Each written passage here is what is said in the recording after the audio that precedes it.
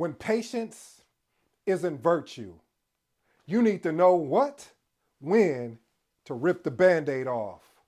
In today's episode, we're going to cook today, family. We're going to talk about knowing your audience in project management, when to rip, or excuse me, tear the band-aid off. If you're new to the channel, I have an 8-point framework. In these 8 points, my goal, my job here is to be able to unpack today's episode.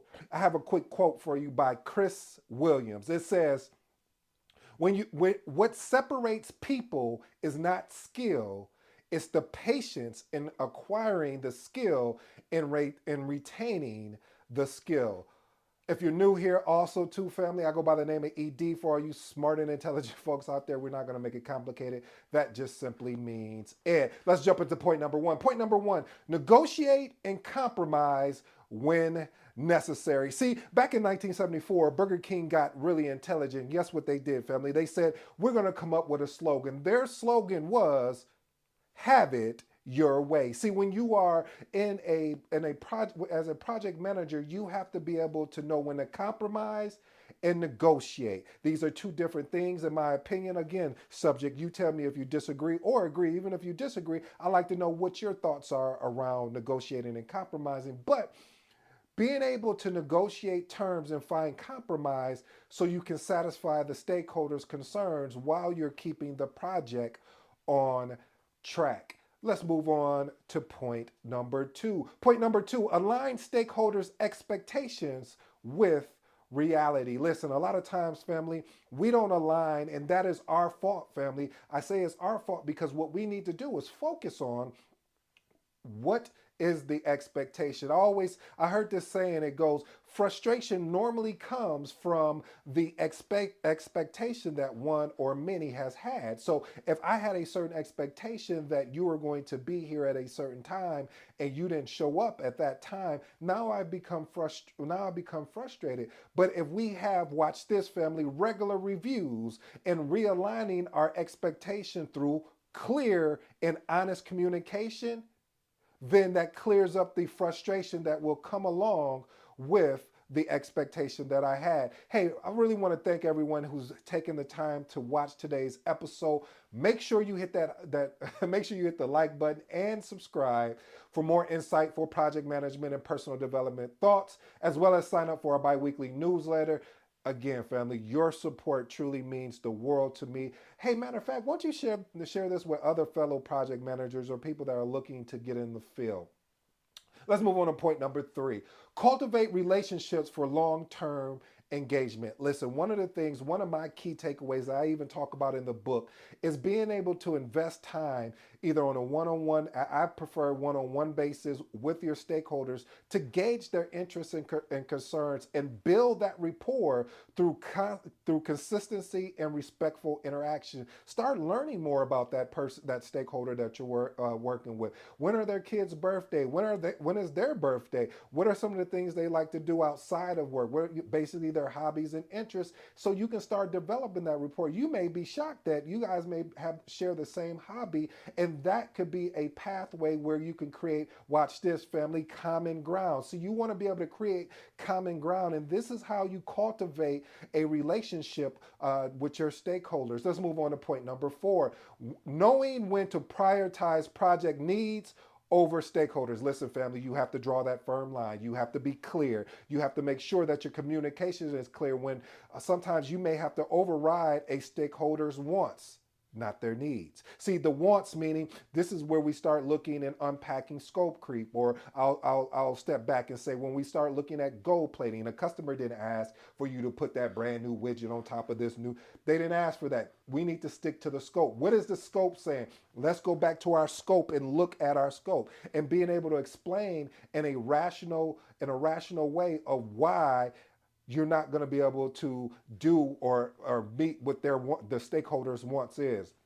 Let's move on to point number five. You know, my favorite, proactively managing stakeholders conflicts. I mentioned this on a previous video. Listen, family, you need to get in front of conflicts. You need to intervene early in conflicts and facilitate discussions to resolve issues before they escalate. I always say, do not sweep it under the rug. Do not hide it in a box. Do not put it on the side. Because if you don't, when you get down further, it may explode. It may even get worse than what it originally should have been. So I challenge you, family, is that when you identify and you know that you see tension, pull that stakeholder aside or pull those stakeholders aside and set up a call and meet with them. First, I always take this approach. If it's two stakeholders that are constantly going at it, I'll meet with one person to get their side of the story. Then I'll meet with the next one. And then I'll say, hey, if you guys are open to it, let's meet together collectively to figure out how we can solve this and collaborate together. Let's move on to point number 6. Educate stakeholders about project process. See, a lot of times we get so caught up in just leading projects, we forgot what we came for. I know that's a Jay-Z line, but it's so honest though, family, because we need to have, watch this, family, informational sessions. What does that look like, ED? Informational sessions or documentation sessions, however you want to label it.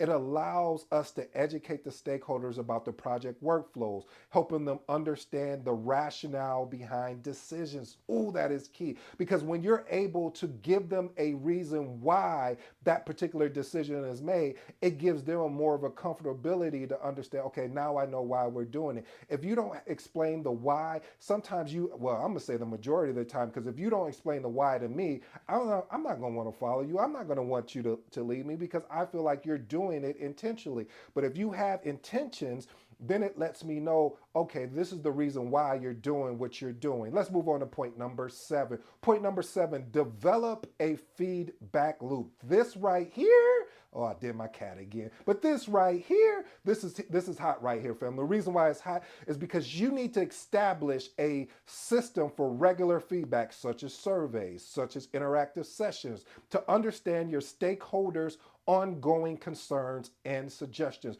One of the things that we used to do, and this is more for on-site. So I'll give you an on-site, meaning working on-site as a project manager and working virtual as a project manager. So on-site, what we used to do with our stakeholders to make it anonymous, I created a box and said, hey, put your I don't care, put your feedback, put your criticism, or put your suggestions in this box. Please do not put your name on it. Then what we would do is when I would have a meeting, I would pull this out of the box and boom, we would talk about it. This way it opens up the conversation, as it's almost like an icebreaker in a sense. And sometimes you may be able to figure out who said it, but also it allows for, again, that open loop of dialogue, that open feedback loop, in which you want to do, though, even though you have that open feedback loop, you want to be able to close it. Now, for a virtual standpoint, what I would do is I would meet with individuals on a one-on-one basis. And again, this is dependent on how big your team is. If you have a big team, now I've had teams of 20, 30, 40 people before, but if you have a small team, I say anywhere between 10 or 20, depending on your schedule. So there are a lot of variables, but this is the approach I would take, is meeting with one-on-one or meeting with that particular department and say, hey, give me some of your thoughts. But I prefer to meet one-on-one because I like to keep it anonymous. And I may switch some words around, but keeping the context of what they're saying the same, because I want to be able to find out, who will actually, jump on board, and maybe the suggestion that they may make may help this project move faster, still keeping the integrity of the actual quality. Let's move on to the final point. Point number 8, understand stakeholder communication preferences. I wish I could just say this over and over again. The reason why, family, is sometimes we get caught up in the ability to just always shoot out an email. I'm going to send out an email. Now listen, you're looking at someone that does believe documentation will always trump conversation. You don't like that one? Well, how about this one?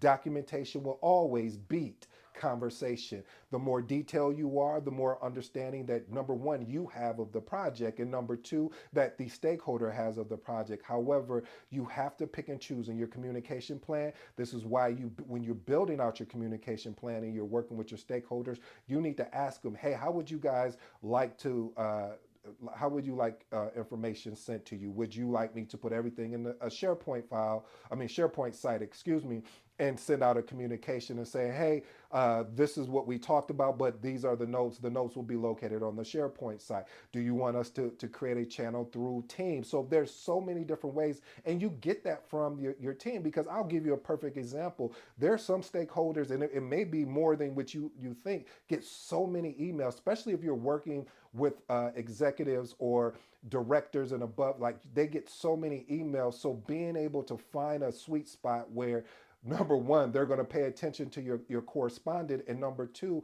you're going to get the feedback that you need to be able to move that project along.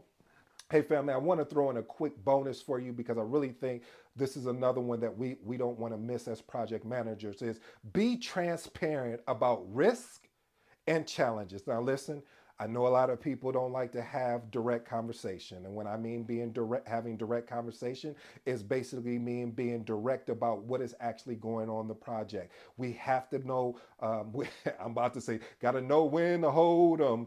Okay, all right. Anyway, but we got to clearly communicate any risk or issues as soon as they're identified, along with a proposed mitigation strategy. Any challenges that come up, we have to have the courage, no matter what, how people are going to feel about it. We need to, this is what we came for. This is what we're hired for, to be able to deliver this information and have a unbiased view. We don't care about the feelings when it comes to the challenges and the issues.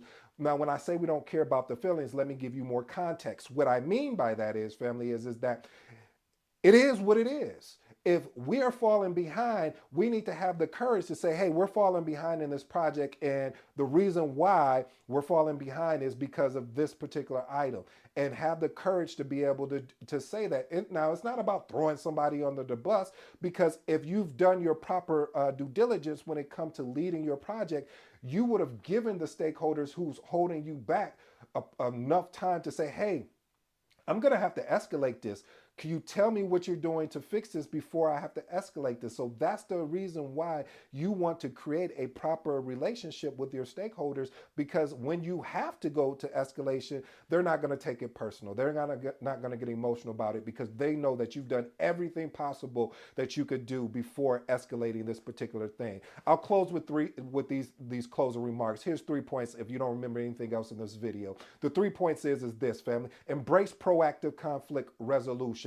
Real quick, having the ability to cultivate an environment where issues are resolved constructively, ensuring that these moments become opportunities for a growth mindset versus a fixed mindset, and improving team dynamics. Point number 2, foster a culture of open feedback. I can't stress that enough. You see, I'm balling up my fist, because I just really want you guys to get this, because the importance of being able to foster a culture of open feedback. You create a safe zone. When you have a safe zone, then there, as my granny would say, there's no crooks in the cranny. Okay, you don't like that one. How about this? There's no secrets behind closed doors. Everything is out in the open. Now we have an opportunity to fix it before it gets too late. Now we're being proactive versus reactive. And the last and final point here is strive for a balance between, and I'm always going to use this, of quality and speed. I've shared this before, being able to prioritize efficiency without compromising